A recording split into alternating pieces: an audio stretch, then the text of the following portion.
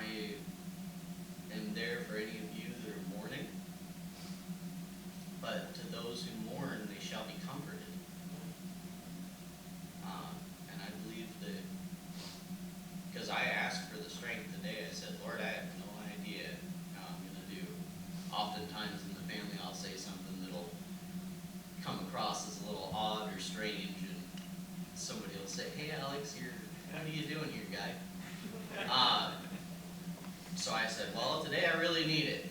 You know, if you could just be with me in spirit. And I believe that he is, because I feel nothing but joy.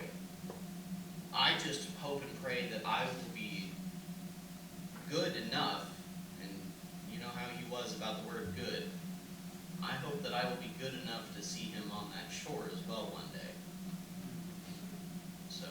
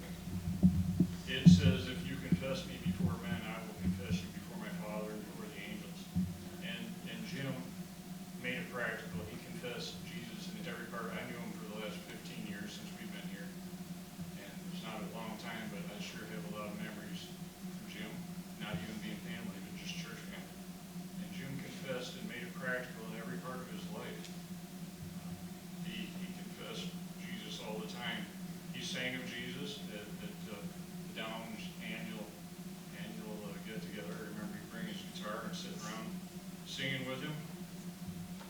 Prayed with him not only in the church before we ate, but in his home around the table. He prayed. He did everything to the glory of the Lord.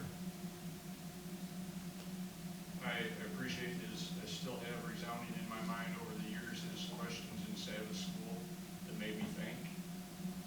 One of the verses that burnt into my mind was Hebrews 2:3. How should we escape if we neglect so great salvation? How should we escape? I mean, the Lord, there's nothing the Lord spared to save every person in this room. And if we neglect it, it's our own fault if we don't end up there. I appreciated his sermons. He was practical. He spoke from sitting in the pulpit. He was not just a pew warmer. He spoke in the classes. He spoke from the pulpit. Wherever he was asked to serve, he served. I really appreciated his testimony more than once about cutting and just moving out of the way just in time before a limb dropped from way up in the trees above. And his workmate saying, how did you know to move? He said, the Holy Spirit. So it was in every part of his life. He was real and practical, not just, I've heard this saying before, Jim wasn't a Seventh-day Adventist. He was an everyday Adventist. He believed the Lord was coming every day. You need to be ready every day. Pastor started with John 3:16. I like to quote Colossians 3:16. Unquote, I'm going to read it. Colossians 3:16 reminds me of Jim. Then they that feared the Lord spoke often one to another, and the Lord hearkened and heard it. And a book of remembrance was written before him of them that feared the Lord and spoke and thought often upon his name. The Lord wrote about Jim, or he appointed somebody else to write about Jim. One last thought. Jim was inventive. I saw some nice inventions. I think about your catching those Japanese beetles going down to the chicken house. I know with the mind and his hard work, he could have spent a lot of time being successful in this world, trying to gain the world, but he invested in his family. He made his family. He moved out of the country and hoped that his kind of family would also get out of the city and be ready for the time of trouble ahead before the Lord comes. Because there is a little speed bump we have to go through that's coming soon. We all look forward to the Lord's coming, but there's a speed bump. And so if Jim was standing here in front of you right now and he knew that today was his last day, and he only had one last thing, he'd make an appeal, or all of you ready. Thank you for that.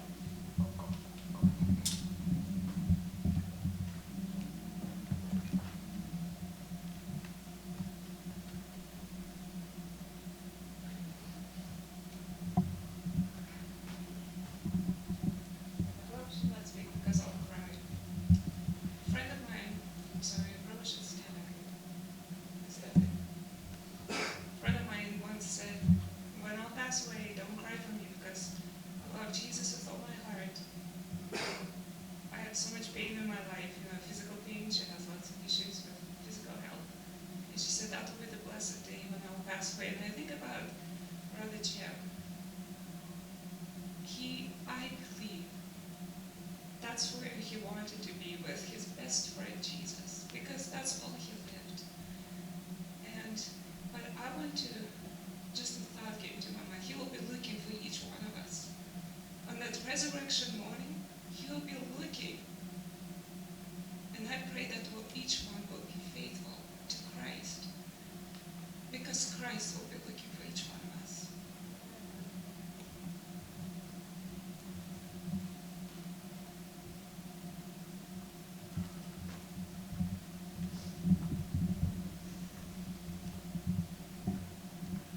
I don't have one particular memory that stands out about Jim, but I loved being around him.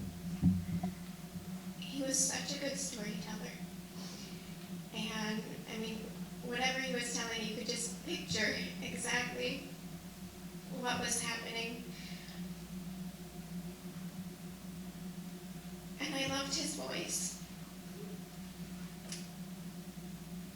when he sang.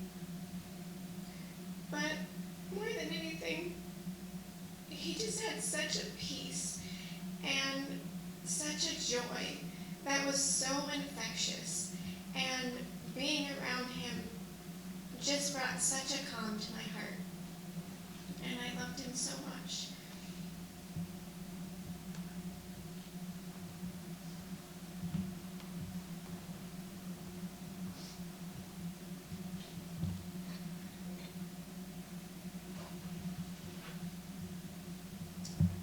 At this time, we'll be moving to the graveside service. The casket will go first with the pallbearers, and then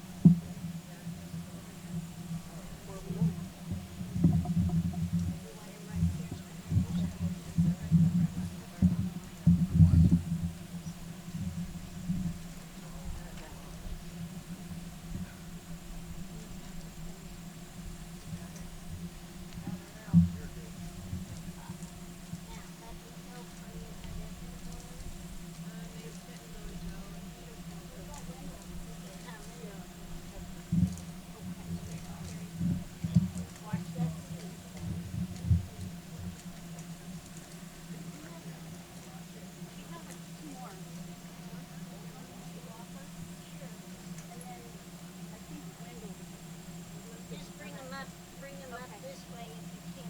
Okay.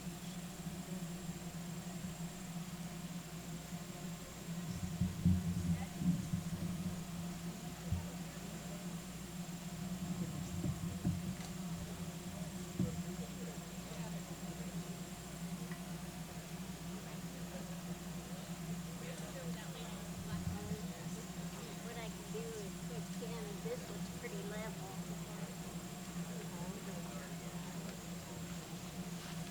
How about if you come right here, sir, and it's a lot more level right here.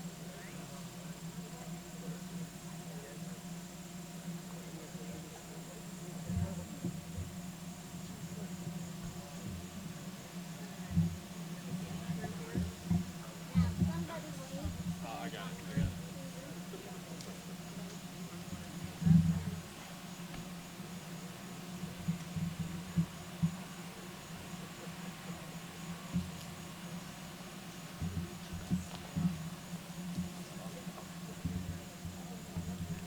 We're gonna stand behind you here, so.